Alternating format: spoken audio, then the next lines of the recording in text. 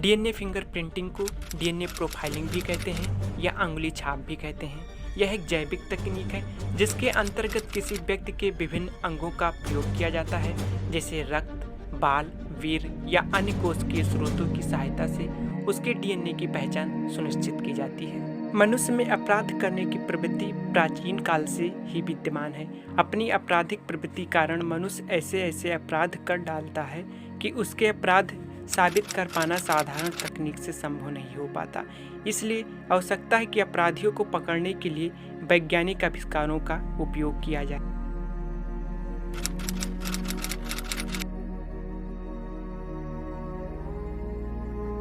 DNA fingerprinting कैसे ली जाती है? डीएनए फिंगरप्रिंटिंग के लिए मुख्य रूप से जैविक नमूनों की ज़रूरत पड़ती है। जैविक नमूने जैसे खून के धब्बे, जड़ सहित बाल का टुकड़ा, वीर्य की कुछ बूंदें, त्वचा की कोशिकाएं, मुंह में रखा कपड़ा अथवा किसी ऊतक की कोशिकाएं शामिल की जाती है।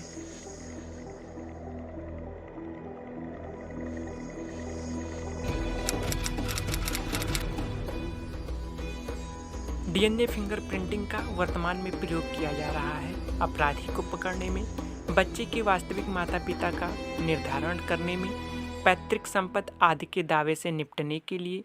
सेना आदि संगठनों में डीएनए फिंगरप्रिंटिंग के रिकॉर्ड रखे जाते हैं ताकि ज़रूरत पड़ने पर व्यक्तियों की पहचान की। डीएनए फिंगरप्रिंटिंग में पहला कदम डीएनए को शुद्ध रूप में प्राप्त करना है। किसी भी कोशिका ऊतक जैसे मांसपेशियां, वीर, लार आदि से डीएनए प्राप्त किया जा सकता है। डीएनए की मात्रा कम होने की स्थिति में पीसीआर पॉलीमरेज चेन रिएक्शन तकनीक द्वारा इसकी मात्रा कई गुना तक बढ़ाई जाती है। इसके पश्चात डीएनए को अगले चरण के लिए तैयार होने तक फ्रिज में रख दिया जाता है। डीएनए को टुकड़ों में विभाजित करना। डीएनए स्ट्रैंड के अत्यधिक लंबे होने के कारण प्राप्त डीएनए काफ़ी चिपचिपा होता है। इस चरण में एक रिस्ट्रिक्शन एंजाइम की सहायता से प्राप्त डीएनए को निश्चित स्थानों से काटकर बीएनटीआरएस को अलग कर लिया जाता है।